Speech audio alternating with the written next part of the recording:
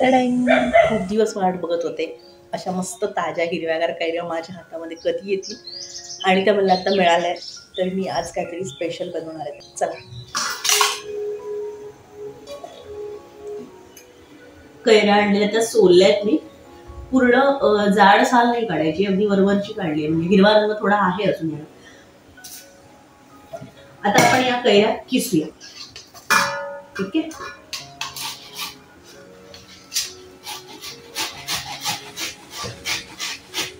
सांभाळून किसायला लागतं, कारण हे ओलं असल्यामुळे हात सरकतो.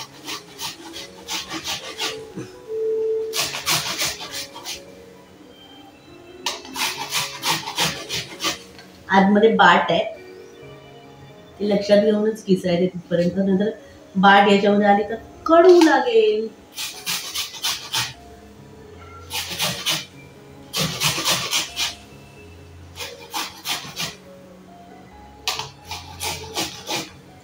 आंबे कैऱ्या आताच मिळतात, पावसाळा चालू झाला की मिळत नाही. आणि आत्ता त्या जरा प्रिझर्व करून ठेवल्या तर त्या पावसाळ्यात खायला असं काही चटपटी खूप सुंदर लागतं.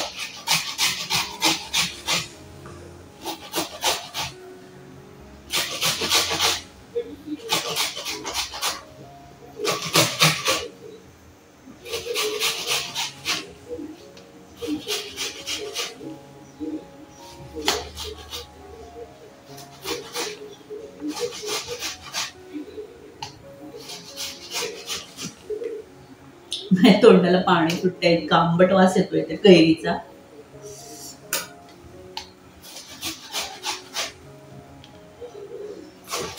वेगवेगळ्या प्रकारची लोणची, मुरावळा, मुरांबा, पापड, चटण्या, कुरडया, सांडगे हे असे सगळे पारंपरिक पदार्थ या धावपळीच्या जीवनात अचानक तोंडी लावण्यासाठी कामी येतात. आता या मे महिन्याच्या दिवसात घरोघरी यातलं काही ना काहीतरी बनवायची लगबग चालू असतेच. त्याच्यामध्ये पाठ झाली नाही अजून, पटकन तुटली. तुटतंय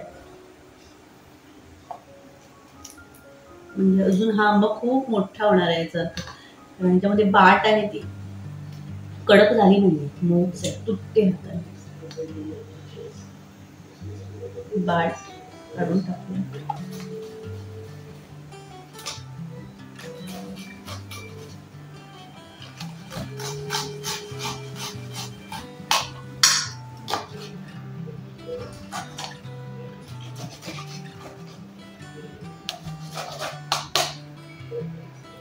फायनली सगळे आंबे किसून झाले, सगळ्या कैऱ्या किसून झाल्या.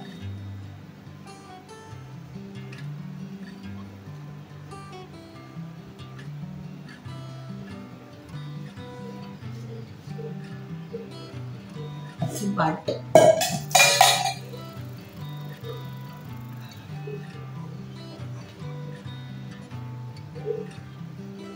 एवढा किस मिळाला.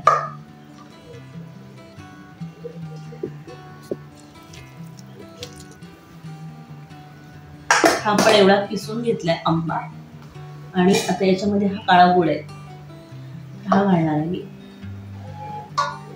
शक्यतो काळा गुळच वापरलेला चांगला, कारण मी एका दुकानदारांना विचारलेलं तर त्यांनी मला सांगितलं की याच्यामध्ये जी शेवटची शेड असते पिवळा रंग गुळाचा, पिवळी शेड, तर त्यांनी असं सांगितलं की याच्यामध्ये फक्त रंग आणि केमिकल एवढंच असतं.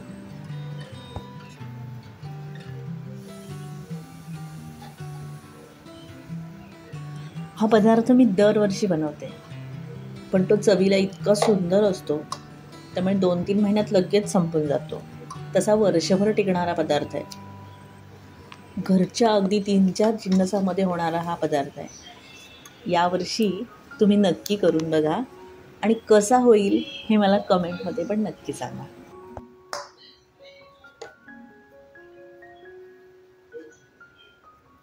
हा पदार्थ मी माझ्या मनाने करते.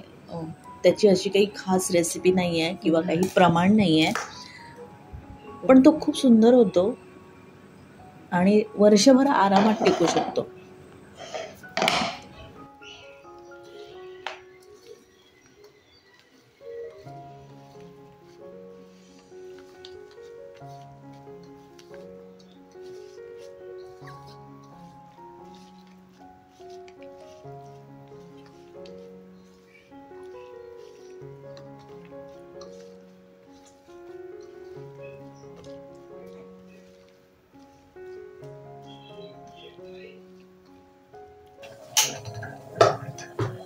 आपण कैरी अर्धा तास ठेवली होती ही बघा, आणि त्याला पाणी सुटलंय. आपण आता फोडणी घालूया. खूप गरम होते बाहेर, उकाळा आणि आमचा लाईट गेलेला आहे, तर चालायचं.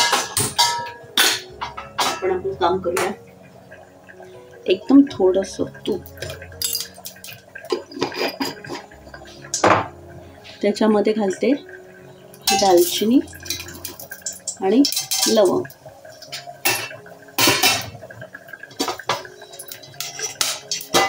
थोडंसं वासासाठी. आणि आता आपण हे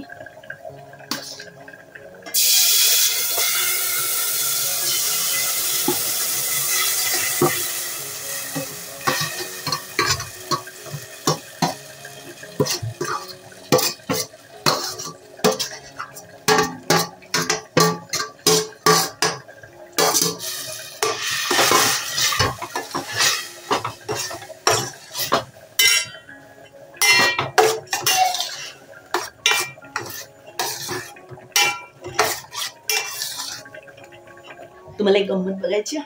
इकडे काय शिजतंय.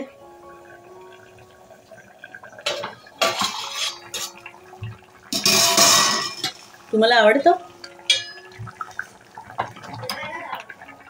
अळूचं फतफत, अळूचं फतफत, आणि ते पण फणसाच्या अटला टाकून. आवडतं तुम्हाला? मग आमच्याकडे जेवायला या. एक उकळी आली आहे, म्हणजे उकळायला सुरुवात झाली आहे. तर आता आपण त्याच्यासाठी थोडंसं लाल तिखट करण आणि अगदी थोडीशी हळद. लाल तिखट याच्यासाठी की आंबट, गोड आणि थोडंस तिखट. कसला भारी दिसतोय कलर.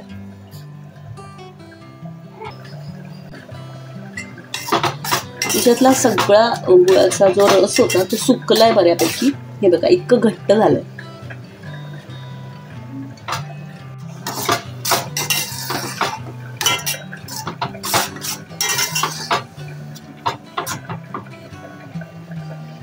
मस्त कलर आलाय.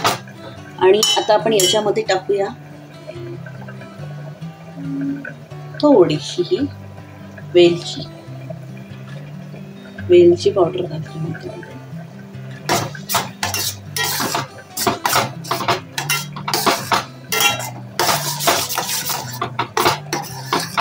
आता हे बऱ्यापैकी सुकलंय.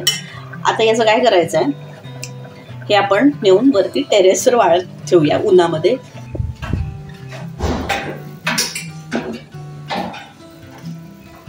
मोठी कसरत आहे.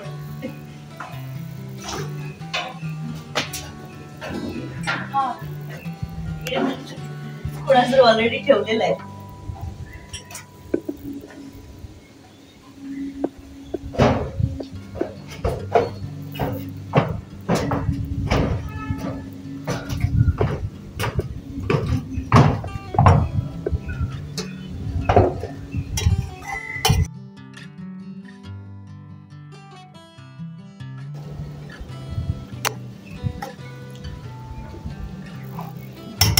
मस्त कडक याला 2-3 ऊन देणार आहे. त्यातलं पाणी आहे ते निघून जाईल.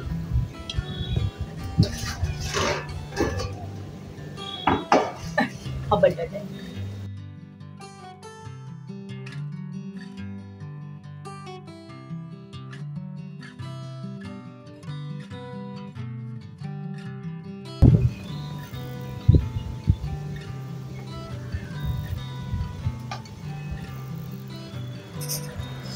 दोन दिवस कडकडीत उन्हात वाळवल्यावर ते आता असं झालंय आणि एकदम घट्ट झालंय. मस्त ऊन लागलेलं आहे आणि त्याचा रंग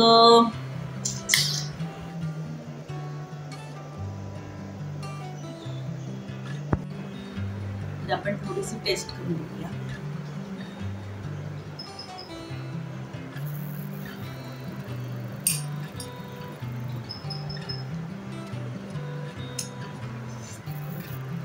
छान आंबट, गोड आणि तिखट असं चवीचं झालंय.